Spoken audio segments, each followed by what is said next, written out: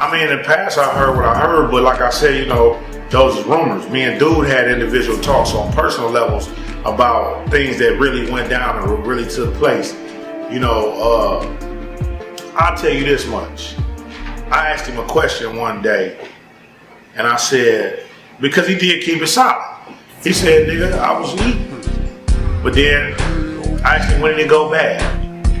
And he looked at me and he said, when Pac got out of jail. That's when things changed.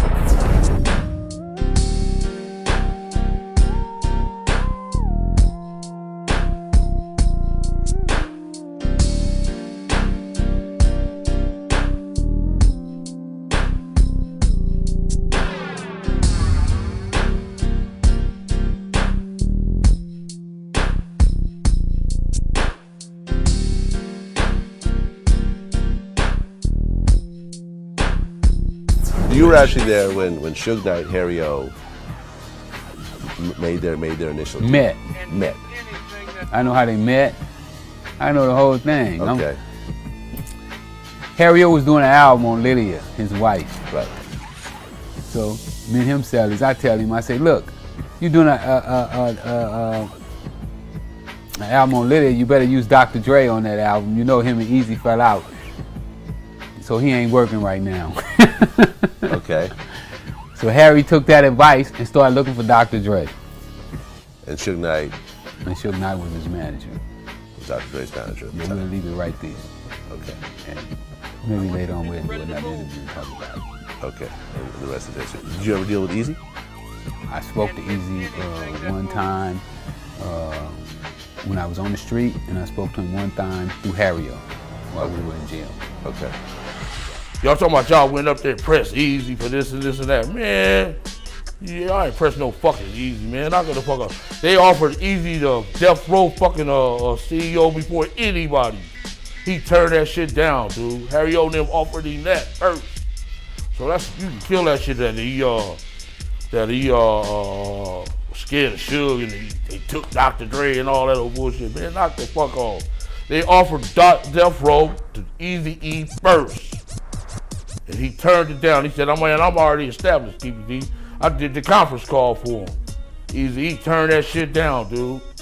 You think Southside, Kelly Park, or fucking Ian Hood, or Atlantic Drive, or Nutty Block, or Spook Town, them will let you do that shit, man? Let you and Suge them? Come on, man. Knock it the fuck off, man. We had gorillas and monsters over there where we live. Lions, tigers. Bad motherfuckers, so knock it off. A man by the name of Eric had told me about Suge's background and that Suge was aware of my background and that he was somewhat intrigued behind my past and he had wanted to hook up with me in some form or fashion. Suge had 5 or 6 pending cases which David Kenner was able to control and get rid of to achieve the massive task of getting me out of prison. It took not just money, but power and the proper timing. At some point, we talked about getting into the entertainment business.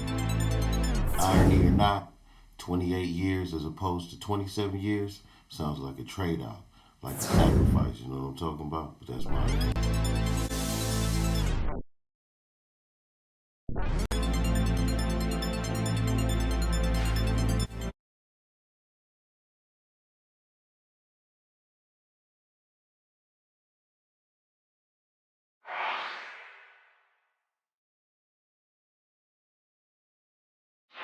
that he was somewhat intrigued behind my past and he had wanted to hook up with me in some form or fashion.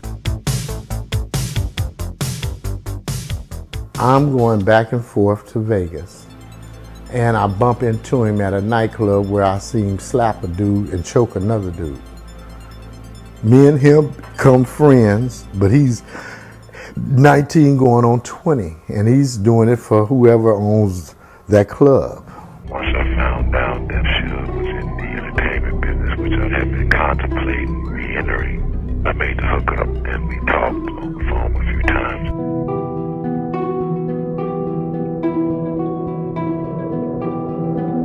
You know, you had a lot of people that was above us, like Harry O, Michael Harris, which was basically a lot of cats in LA's mentor. When I asked the question to Suge, what does it actually take?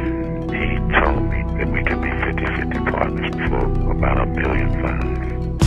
Let me see you put your hands together and say, oh yeah! Let me see somebody get Dre, Suge, EOC a round of applause. Death Row Records is going to be the record company of the 2000s. The market we're going after, we mainly for the people. Guys really don't have the opportunity to have a chance to prove themselves. So as far as Jeff Entertainment goes, with the studio and the films, we're giving all the youngsters the opportunities from all the neighborhoods where basically we haven't forgot where we came from.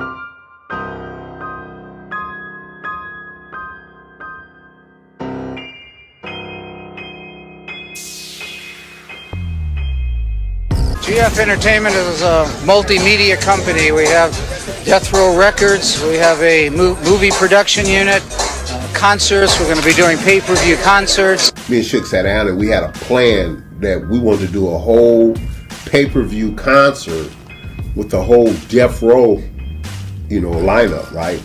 And we had PepsiCo was going to sponsor it.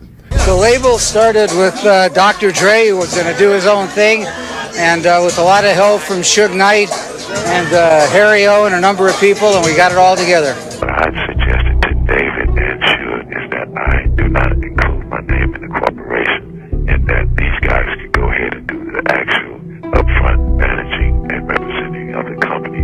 Kendra started off as my guy, watching my back, supposedly, and Lydia was also there to represent my percentage of GF Entertainment, which we decided would be the parent company of Death Row.